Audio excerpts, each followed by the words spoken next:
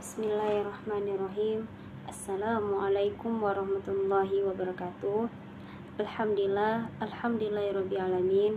Wassalatu wassalamu ala asyrafil anbiya'i wal mursalin wa ala alihi wa ashabihi rasulillahi ajmain, amma ba'du.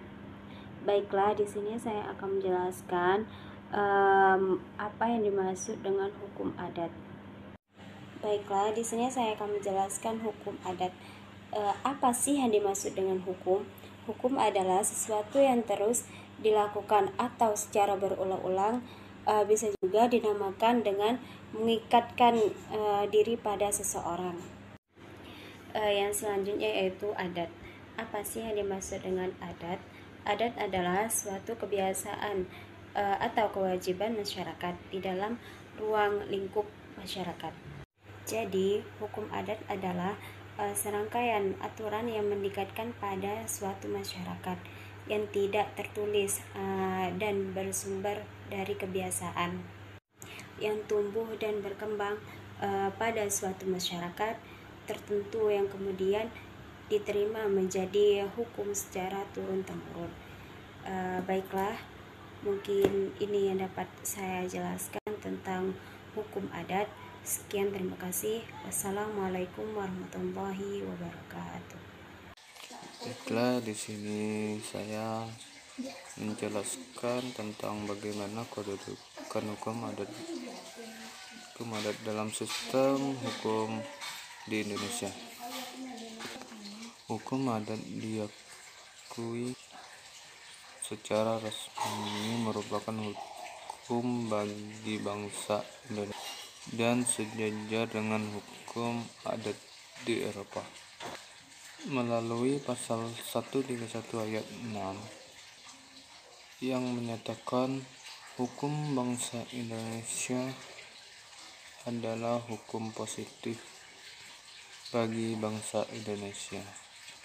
Pengertian hukum bangsa Indonesia pada pasal tersebut adalah hukum adat. Pasal 131 ayat 6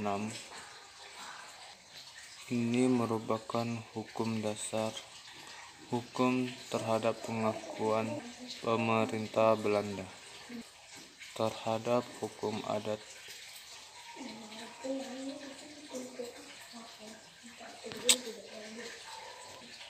dan sekaligus pengakuan terhadap hukum adat sebagai hukum positif bagi bangsa Indonesia.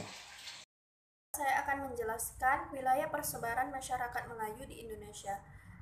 Melayu Indonesia terbagi menjadi 3 subbangsa. Yang pertama, Proto-Melayu atau Melayu Tua. Yang kedua, Deutero-Melayu atau Melayu Muda. Dan yang ketiga adalah suku primitif. Untuk Proto-Melayu pada saat ini meliputi suku Dayak dan Toraja. Kemudian untuk Deutero-Melayu pada saat ini meliputi Jawa, kemudian Melayu yang menempati Pulau Sumatera dan Kalimantan, dan suku Bugis. Kemudian yang ketiga untuk suku primitif ini meliputi manusia purba. Jadi menurut data pada tahun 2010, suku Melayu yang menempati Indonesia berjumlah sekitar 11,5 juta jiwa. Dengan posisi pertama ditempati oleh Provinsi Sumatera Selatan.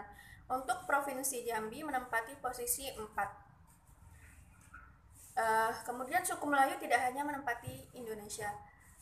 Suku Melayu juga menempati beberapa negara tetangga seperti misalnya Malaysia, Brunei Darussalam, Thailand, Filipina, dan masih banyak lagi.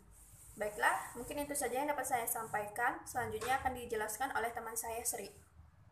Baiklah, di sini saya akan menjelaskan mengenai eksistensi hukum adat Melayu saat ini dan masa yang akan datang. Eksistensi hukum adat Melayu saat ini seiring dengan perkembangan zaman.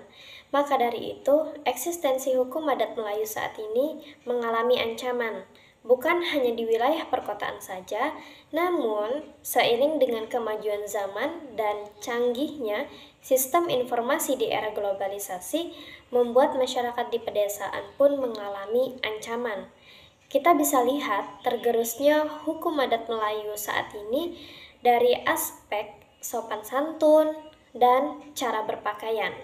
Misalnya, aspek sopan santun dalam berbicara saat ini, anak-anak muda banyak sekali menggunakan kata yang sebenarnya itu bermakna kasar, namun hal itu sudah sangat lumrah karena dianggap kata tersebut adalah kata yang kekinian dan gaul. Sedangkan dari aspek cara berpakaian, saat ini kita bisa lihat bahwa berpakaian masyarakat bukan hanya Melayu, hampir seluruhnya yaitu Indonesia, banyak yang berkiblatkan kepada style-style masyarakat Korea yang bisa kita lihat terkadang style-style tersebut tidak sesuai dengan norma-norma yang sesuai dengan selokoh adat Melayu, yaitu adat bersendikan syara, syara bersendikan kitabullah, tidak sesuai dengan Al-Quran. Jadi dari dua aspek tersebut saja kita bisa lihat bahwa eksistensi hukum adat Melayu saat ini mengalami penurunan. Lalu bagaimana eksistensi hukum adat Melayu di masa yang akan datang?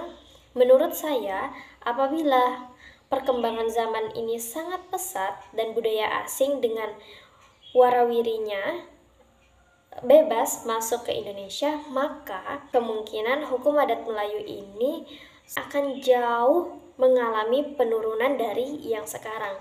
Karena hukum adat Melayu itu mungkin nantinya akan dianggap sebagai hal yang kuno dan masyarakat akan mengikuti perkembangan zaman yang dianggap sesuai dengan zaman tersebut. Namun, apabila ada kesadaran yang kuat pada masyarakat Melayu akan pentingnya hukum adat Melayu dan akan sekuat mungkin mempertahankan hukum adat Melayu tersebut, saya rasa hukum adat Melayu tetap akan berdiri dan tetap akan menjadi pedoman bagi masyarakat Melayu. Namun, tidak seeksis hukum adat Melayu pada zaman dahulu. Baiklah, itulah penjelasan dari saya dan teman-teman. Kurang dan lebihnya kami mohon maaf. Wassalamualaikum warahmatullahi wabarakatuh.